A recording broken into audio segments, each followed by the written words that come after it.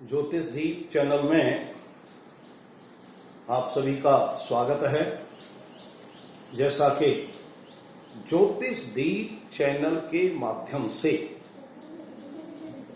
16 संस्कारों में से एक संस्कार विवाह संस्कार जो सबसे अधिक प्रधान है, सबसे अधिक महत्वपूर्ण है, उस संस्कार के विषय में हम अनेक तथ्यों को लेकर के, अनेक ज्योतिष के सूत्रों को लेकर के विश्लेषण कर रहे हैं।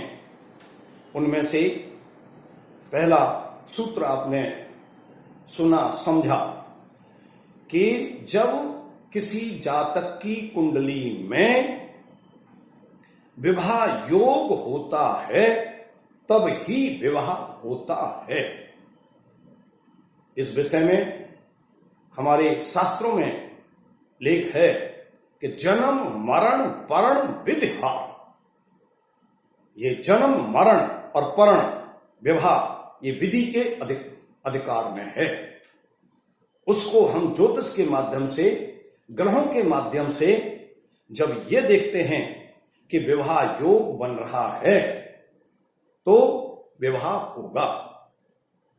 दूसरा सूत्र आपने अध्ययन किया कि विवाह का योग कुछ जातकों के 18 से अल्प आयु में, 18 से 24-25 वर्ष की आयु में, कुछ जातकों का योग जो है 24-25 से 30 वर्ष की आयु में, और कुछ जातकों का योग 30 से ऊपर, जिसको बहुत विलंब विवाह कहते हैं, ऐसे योग बनते हैं और उसमें विवाह होते हैं।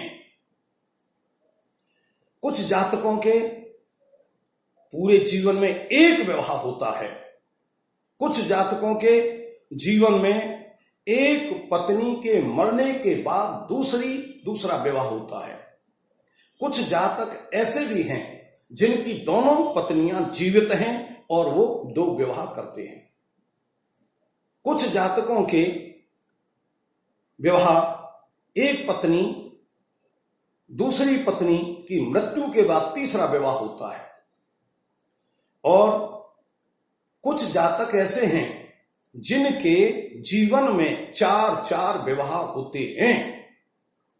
इनमें से कुछ उदाहरण ऐसे होते हैं कि एक पत्नी के मरने के बाद दूसरा विवाह, दूसरी पत्नी के मरने के बाद में तीसरा विवाह, तीसरी पत्नी के मरने के बाद में चौथा विवाह। और आज मैं आपको जो अभी जिन 2 कुंडलियों का विश्लेषण करने जा रहा हूं वो ऐसी अद्भुत और चौंकाने वाली 2 कुंडलियां हैं जिनका, उन जातकों का 4 विवाह हुए और चारों पत्नियां आज तक जीवित हैं, चारों अपने अपने स्थान पर हैं, और वह जातक बड़े आराम से सुखमय जीवन व्यतीत कर रहे हैं।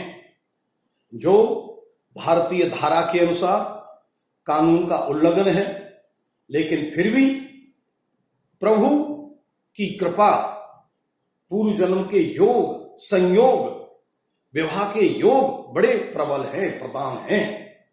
आइए आज हम उन कुंडलियों का, दोनों कुंडलियों का विश्लेषण करते हैं, और इसी के साथ में आप ज्योतिष दीप चैनल को सब्सक्राइब करें और इस वीडियो को बड़े ध्यान से सुनते हुए शेयर करें, लाइक करें कि ये कैसी 2 अद्भुत कुंडलियां हैं जिसमें इस जातक के 4 विवाह हुए हैं। ये पहली कुंडली कन्या लगन की है। कन्या लगन है। 3rd हाउस में शनि वृश्चिक राशि के शनि हैं। 5th हाउस में सूर्य मंगल हैं। मंगल उच्च राशि के हैं, सूर्य शत्रु राशि में हैं। लेकिन त्रिकोण में मंगल उच्च का बैठा हुआ है, पाप ग्रह के साथ बैठा हुआ है। 6th हाउस में बुध, गुरु, शुक्र और केतु 4 ग्रह हैं। बुध, गुरु, शुक्र और केतु 4 ग्रह हैं तथा 10th हाउस में बुध की राशि में चंद्रमा बैठा हुआ है और 12th हाउस में राहु सूर्य की राशि में बैठा हुआ है। ये जातक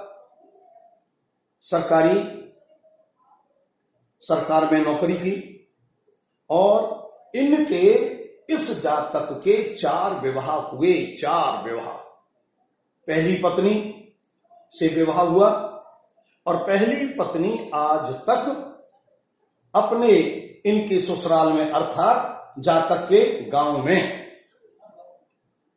विवाह से लेकर आज तक वहीं निवास करती हैं।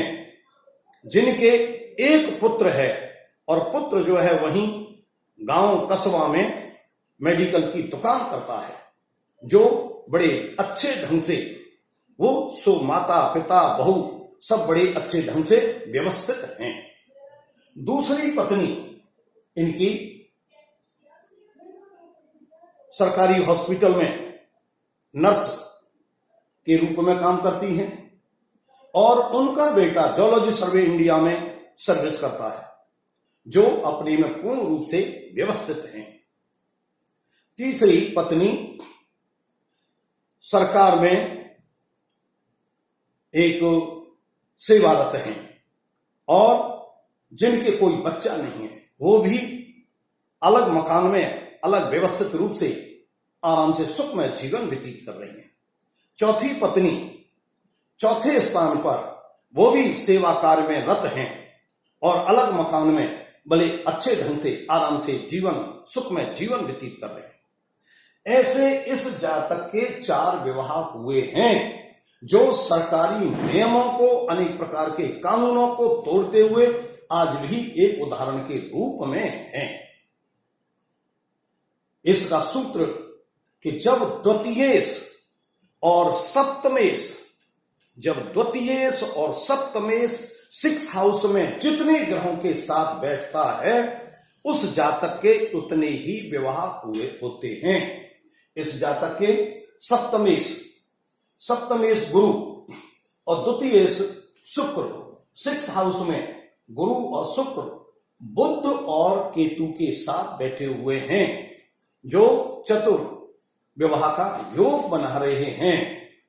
इस प्रकार से इस जातक के 4 विवाह हुए हैं और वो विवाह बड़े अच्छे ढंग से आज भी व्यवस्थित रूप से चल रहे हैं, जिनमें किसी प्रकार का कोई कलेश या विघ्न बाधा नहीं। इसी प्रकार से ये दूसरे जातक हैं जिनका जो वृश्चिक लग्न के हैं और 5th हाउस में बुध, गुरु और शुक्र बैठे हुए हैं। 6th हाउस में राहु और सूर्य हैं।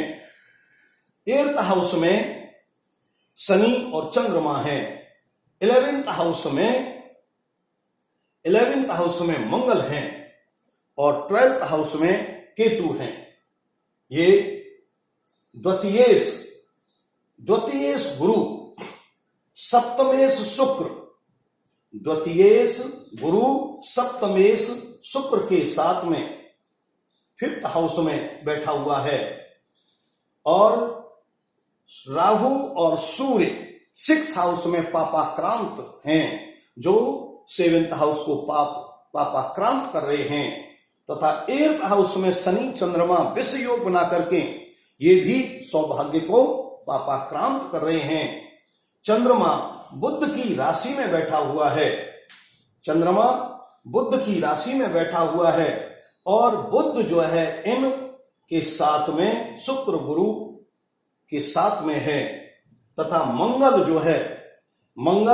बुध की राशि में बैठा हुआ है और बुध की राशि में बैठ करके बुध, शुक्र और गुरु को देख रहा है, जो एक विवाह योग बना रहा है। इस प्रकार से ये बुध, शुक्र, गुरु और मंगल के योग से इस जातक के भी 4 विवाह हुए और इनमें से 6th हाउस और 8th हाउस के पापाक्रांत होने के कारण से पहली पत्नी, पहला विवाह हुआ, पहली पत्नी शांत हुई। दूसरा विवाह हुआ, दूसरी पत्नी शांत हुई। तीसरा विवाह हुआ, तीसरी पत्नी शांत हुई। और चौथा विवाह आज आनंद पूर्वक सुखमय जीवन व्यतीत कर रहे हैं। इस प्रकार से ये 2 कुंडलियां आपको इस 4 विवाह के योग को बतलाती हैं। ऐसी उदाहरण, ऐसे विलक्षण कुंडलियां देखने को बड़ी मुश्किल से मिलती हैं, और यदि मिलती हैं तो यदि आप उनका अध्ययन करेंगे, मनन करेंगे और आगे के जीवन में उनको सार्थक करने के लिए अपने जीवन में उतारेंगे तो आपके लिए और जातकों के लिए कल्याणकारी होंगे। इसी भाव के साथ में कल्याणम अस्तु।